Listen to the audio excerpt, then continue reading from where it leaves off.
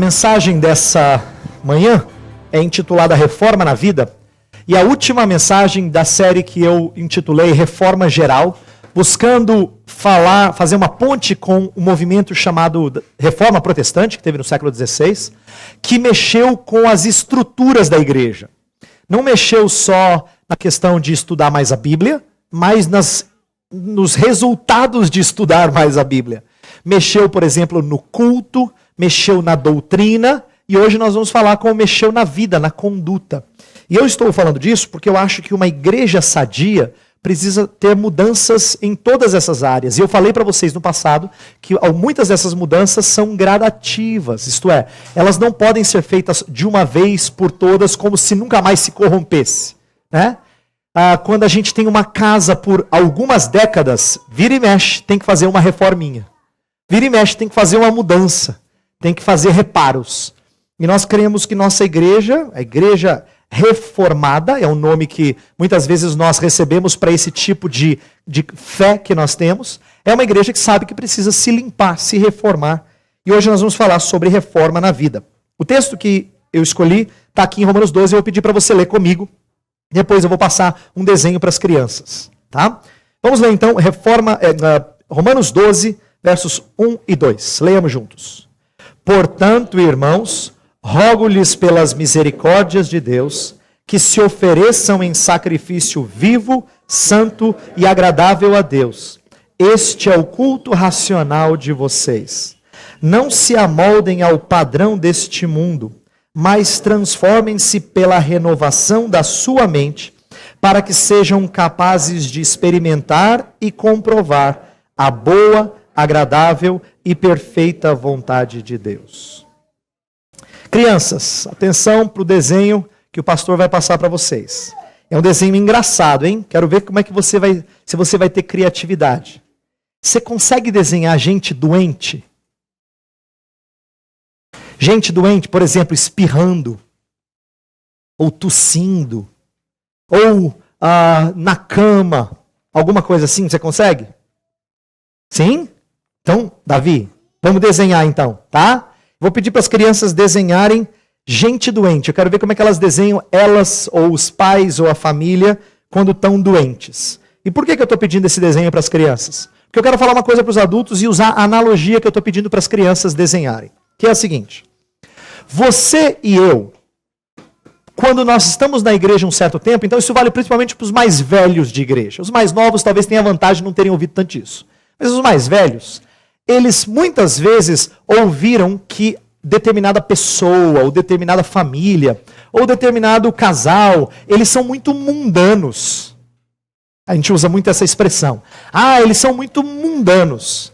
E muitas vezes essa expressão significa fazer certas atividades. Isto é, frequentar certos lugares, ter certas práticas. E eu não discordo que algumas práticas podem ser expressão do mundanismo. Mas eu acho que a nossa cegueira maior está em pensar que mundanismo é um determinado local ou um determinado tipo de atividade. Eu defendo que mundanismo é muito mais parecido com um vírus.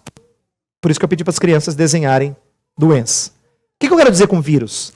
É possível carregar o vírus do mundanismo e praticar mundanismo dentro da igreja.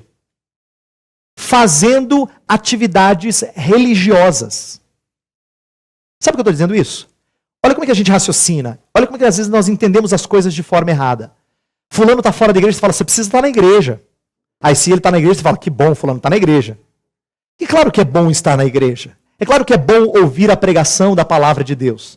Mas muitas vezes a pessoa está na igreja, mas isso não é sinônimo de estar dedicada ao Senhor, de ser consagrada ao Senhor, de ter sua vida reformada regularmente. Muitas vezes ela está dentro da igreja fazendo atividades religiosas e é mundana. O que eu quero dizer com isso? Eu quero dar alguns exemplos que eu tirei de um autor chamado James Montgomery Boyce. Ele dá alguns exemplos de filosofias que estão no mundo e ele mostra como é que isso está dentro da igreja. Isso vale para as igrejas evangélicas em geral e vale também para o nosso dia a dia. Ele fala assim, olha, o mundo é muito focado no homem. Então, existe uma filosofia humanista muito forte. A gente sabe disso. A gente sabe que as pessoas são muito focadas no ser humano, né? O importante é eu fazer aquilo que que está bem no meu coração. O importante é ser feliz, né? O importante é eu atingir realização pessoal, muito focada no ser humano. Falamos muito disso, ouvimos muito disso na sociedade. Agora, isso também tem entrado dentro da igreja, mas com outra forma e muito mais sutil. Dentro da igreja, por exemplo, nós também gostamos de coisas focadas no ser humano e nos nossos problemas específicos, nas nossas necessidades percebidas. Por exemplo, é muito comum crentes evangélicos saírem da igreja super animados quando ouvem uma mensagem sobre como combater a depressão ou como construir uma família feliz. Mas eles não acham muito interessante o sermão que fala assim, como ser reto perante Deus. Como acertar as contas com um Deus ofendido. Parece meio assim distante. Mas sabe de uma coisa? A Bíblia fala mais sobre como acertar as contas com um Deus ofendido do que sobre depressão ou família feliz. Os primeiros dois tópicos não são necessariamente ruins, mas a gente ama esses. Porque a gente vem para cá esperando assim, eu estou esperando aquela hora que o pastor vai falar assim, e daí? Estou aguardando aquela mensagem que o pastor vai falar assim, vamos aplicar. Aí você presta atenção. Você voou a mensagem inteira, na hora que fala assim, agora vamos aplicar para as nossas vidas. Parece que você sintoniza de novo. Porque a gente está tão acostumado a receber as coisas mastigadas de acordo com as necessidades que nós percebemos em nossas vidas, que nós não atinamos para aquelas necessidades que não são percebidas, mas que a Bíblia fala que são as nossas maiores necessidades. Uma outra coisa que o James Montgomery Boyce fala é de como existe muito relativismo no mundo. A gente sabe que muitas vezes as pessoas querem falar de coisas que não são objetivas, mas são relativas. Por exemplo, eu trabalho numa universidade e frequentemente, eu acho que eu já mencionei esse exemplo aqui, frequentemente eu ouço, principalmente na pós-graduação, quem já fez pós já ouviu essa frase. Nas pós-graduações por aí, não se faz ensino do professor para com o aluno. O que se fazem são debates em que o moderador levanta algumas provocações. Isso é uma linguagem de pós-graduação. Fala assim, eu vim aqui fazer algumas provocações. O que ele quer dizer é, eu vou levantar alguns assuntos para a gente discutir, mas ninguém tem a verdade. Inclusive, uma das frases que a gente mais usa hoje em dia é, ninguém é dono da verdade. Né? Ninguém tem noção da verdade. Agora, isso não parece ser tão comum na igreja, né, pastor? Esse autor, James Boyce, ele fala, aparece sim, de forma sutil, mas aparece. Por exemplo, o que você faz quando você evangeliza? Presta atenção. Você não proclama a verdade. A gente não usa mais essa expressão. A gente compartilha. Olha a linguagem que a gente usa. Eu vou compartilhar com vocês alguma coisa. Você não é mais um proclamador da verdade. Não, você compartilha. Você compartilha o que a Bíblia quer dizer para você. Quando a gente lê a Bíblia, sabe o que a gente gosta? A gente lê a Bíblia, em vez de interpretar e quebrar a cabeça para ver o que ela significa, você começa o estudo dizendo assim, a gente gosta das pessoas que começam o estudo dizendo assim, o que isso aqui significa para você? E a gente começa então, focado nessa subjetividade, achar os sentidos da Bíblia para a gente, para cada um, e o gosto vai de acordo com o consumidor. Né? Essas coisas são quase imperceptíveis, mas elas estão presentes. Ou se não, um último exemplo, como é muito comum fora da igreja haver uma filosofia pragmática. Isto é, de que voltada para os resultados, voltada para aquilo que é prático, daquilo que funciona. Isso acontece dentro da igreja? Muitas vezes a gente age também de maneira pragmática. Por exemplo, quantas vezes você viu alguém com um problema, a primeira atitude que você teve é, vamos na igreja. Sabe o que você está comunicando para essa pessoa? A igreja resolve. E sabe o que eu aprendi? Que nem sempre a igreja funciona de acordo com as expectativas das pessoas. Zaqueu, por exemplo, perdeu muito dinheiro quando ele entrou na igreja. Perdeu muito dinheiro quando ele entrou na igreja. As coisas não foram bem. Se ele desse um testemunho hoje, ele diria, quando eu entrei na igreja de Jesus Cristo, eu fali. Seria o contrário do que a gente ouve na televisão hoje. Né? Nem sempre as coisas funcionam do jeito certo. Muitos entram na igreja e passam a sofrer mais do que sofriam antes. Porque Deus não fala que a nossa vida vai ser de benefícios práticos. Mas, de novo, eu estou chamando a sua atenção para o fato de certas coisas estarem no nosso meio e a gente nem perceber o mal que ela causa. Mas a gente comunica certas ideias de que se você vier aqui, Deus vai dar um jeito na sua vida. Ele vai, mas não do jeito que a gente acha. E se a gente não explicar isso às pessoas, nós estamos sendo pragmáticos. Eu estou preocupado levantando essas questões porque eu acho que mundanismo entra no nosso meio, muitas vezes do jeito que as crianças estão desenhando. Isto é, vírus. E a gente tem e carrega e não combate. E por não combater, a gente acha que estando aqui dentro nós estamos bem. Errado.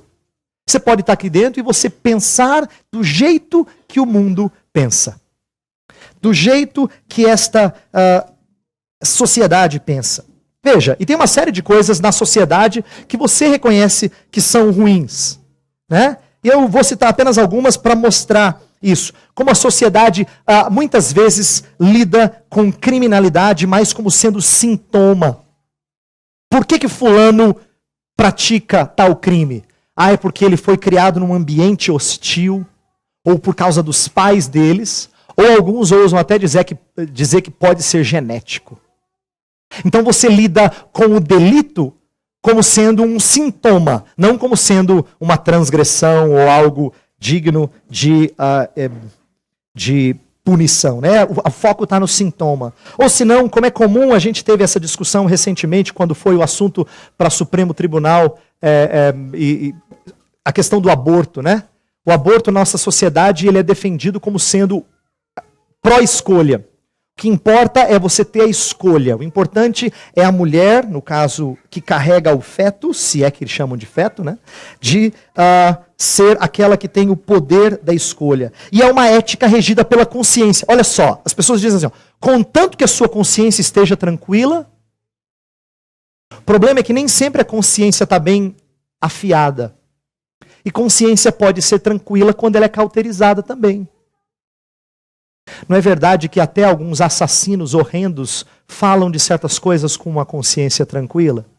Todo mundo acha um absurdo. Mas se é assim que a gente julga o certo e o errado, então nós estamos com um problema sério. Porque é baseado na própria consciência. E eu estou falando isso porque eu acho que esse problema de consciência não é só um problema do mundo. É claro que lá a coisa é mais grave. Mas eu li Malaquias de propósito. Eu li Malaquias com vocês porque eu acho que algumas coisas no nosso meio, elas precisam de alguém nos cutucar. Em que temos errado? Lembra a pergunta que o tempo todo repete em Malaquias? Em que temos errado? Pastor, eu sei que a gente é pecador, mas em que a gente tem roubado a Deus? Em que a gente tem falado coisas duras contra Deus? Em que a gente tem sido infiel a Deus? Nem sempre nós atentamos para as nossas falhas. Inclusive a igreja evangélica de hoje fala muito de fé e pouco de arrependimento. Presta atenção. Se você ouvir o que as mensagens na televisão estão enfatizando, sempre fé. Nunca, quase nunca, arrependimento. Por quê? Porque são mais focados nas realizações espetaculares do que numa vida de santidade. Poucas vezes você vê um pregador só preocupado com uma mudança de vida e um caminho de santidade. Eu estou tratando tudo isso porque eu quero agora focar no que o texto nos ensina e terminar com algumas rápidas colocações. O texto fala assim, olha só, verso 1. Portanto, irmãos, rogo-lhes pelas misericórdias de Deus que se ofereçam em sacrifício vivo. Que vocês se ofereçam como sacrifício vivo. A ideia é de serem o elemento sacrificado. Tem outra tradução que fala que ofereçam os vossos corpos. Não é que o espírito não é oferecido, mas a ideia é de você se oferecer por inteiro. Consagração de todo ser. Lembra, no Antigo Testamento tinha uma coisa que era ensinada, e às vezes a gente não entende por que tem tanto detalhe no Antigo Testamento, mas tem lição por detrás. Por exemplo, o cordeiro, quando ele era oferecido, ele tinha que ser oferecido e queimado por inteiro. Holocausto. Queimado por inteiro. Por que ele era queimado por inteiro? Porque a ideia de consagração nunca era parcial, sempre total. Quando você se diz assim, eu sou de Cristo, você não é a parte espiritual que é de Cristo, não. Você é todo de Cristo. Inclusive o seu dinheiro é de Cristo. O seu lazer é de Cristo. A gente não pensa frequentemente nisso, mas é. O seu trabalho é de Cristo. A sua família é de Cristo. Todas as áreas do seu ser são de Cristo. Agora, para isso, você tem que negar a si mesmo. Lembra que Jesus fala que aquele que quer me seguir negue-se a si mesmo, tome a sua cruz e siga-me. Então a ideia é de você morrer para o eu. Agora, você fala assim, pastor, isso é tão difícil. Eu sei que é difícil, mas é difícil principalmente se você falhar de ouvir o que o texto tem a dizer. Olha como é que ele começa. Vou ler o verso 1 de novo. Portanto, irmãos, rogo-lhes pelas misericórdias de Deus que se ofereçam em sacrifício. A ideia é que o motivador para você se oferecer em sacrifício, para você anular a sua vida e ser do Senhor por inteiro, é que você tenha em vista as misericórdias de Deus. Isso aqui, esse texto que eu estou lendo, está no capítulo 12 de Romanos. Ele gasta 11 capítulos da carta, 2/3 da carta, praticamente, falando para você das misericórdias de Deus. 2/3 da carta é para você saber muito bem como Deus foi misericordioso com você. Para que depois ele peça, então agora, ofereça a si mesmo ao Senhor Deus. Sabe, eu creio que nós falhamos nessa oferta quando a gente perde de vista as misericórdias de Deus. Se a gente tivesse ciência constantemente das misericórdias de Deus, não seria difícil oferecermos-nos ao Senhor. Falta-nos muitas vezes essa perspectiva. Diante disso, Paulo pede que a gente se ofereça como sacrifício vivo, santo e agradável a Deus. Vivo porque no Antigo Testamento você não poderia oferecer animal morto. Oferecer animal morto seria uma conveniência muito grande, né? Imagina que você está lá no campo e de repente um animal foi atacado por um outro. Aí você fala, que pena. Vamos pegar esse aqui e vamos levar para o templo. Aí não era vida por vida. A ideia de sacrifício era vida por vida. Você tinha que trocar a vida de outro para que você tivesse vida. Então um sacrifício vivo. E aqui uma aplicação para vocês. Nós somos uma congregação hoje cuja maioria, de acordo com o curso normal da vida, tem ainda muitos anos à frente. Uma das coisas que a gente fala para jovens, mas vale aqui para qualquer um, é que a gente tem que aprender a servir ao Senhor Deus enquanto nós temos vigor. Enquanto a nossa vida está muito bem, muito pronta a fazer coisas. Não deixar para fazer isso mais tarde. Não deixar para fazer isso nos dias em que há canseiro e enfado. A gente pode servir ao Senhor também quando há canseiro e enfado, mas se há uma oportunidade de servir ao Senhor no ápice do vigor dos nossos dias, então temos que fazê-lo. Essa é a ideia de sacrifício vivo, com o que há de mais precioso. Santo, separado, isto é, focado só em Deus e agradável a Ele. E aí o verso 2, e eu quero terminar com a colocação do verso 2. Fala assim, não se amoldem ao padrão deste mundo, mas transformem-se pela renovação da sua mente.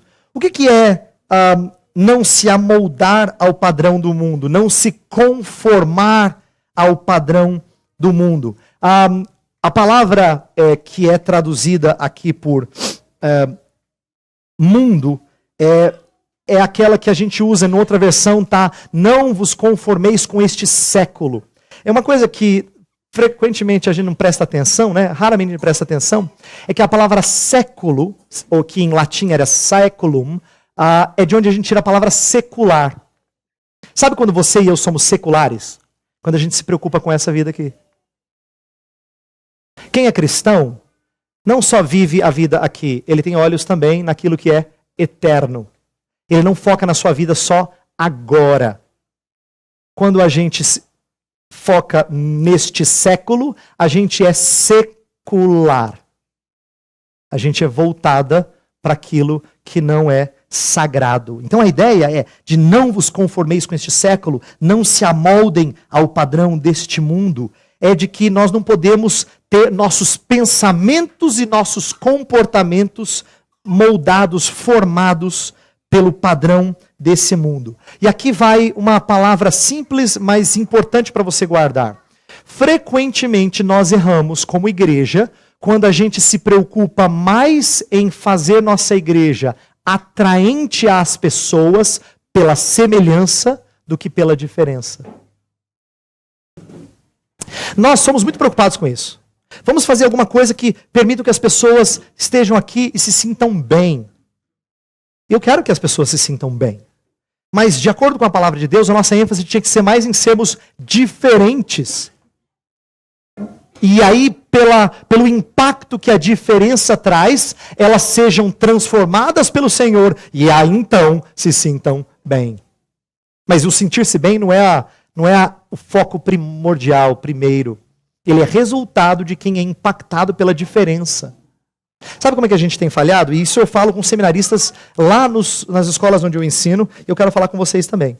Nós somos muito preocupados em ser relevantes, em sermos relevantes. Essa é uma palavra que eu ouço frequentemente entre seminaristas e pastores. Nossa igreja precisa ser relevante. Só tem um jeito de ser relevante de acordo com esse texto. É sendo distinto. Ser igual não dá relevância, não oferece alternativa, não atrai ninguém que já tem as coisas deste século. Nosso foco tem que ser em fazer contraste com as trevas, porque nós andamos na luz. E o texto fala, não vos amoldem esse mundo, mas transformem-se pela renovação da mente. Essa transformação da mente é o que nós chamamos de mudança de cosmovisão.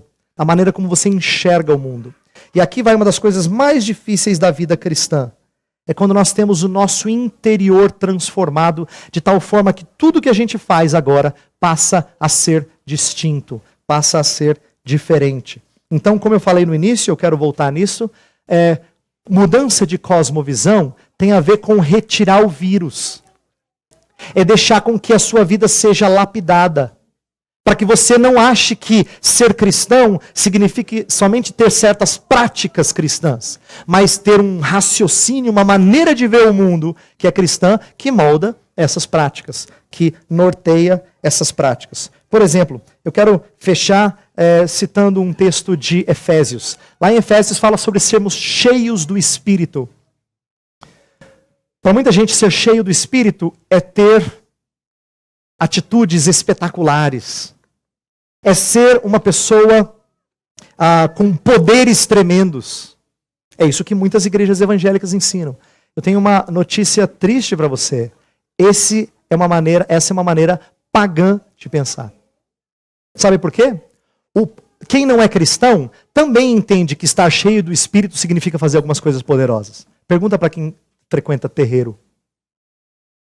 Estar cheio do Espírito significa fazer coisas extraordinárias.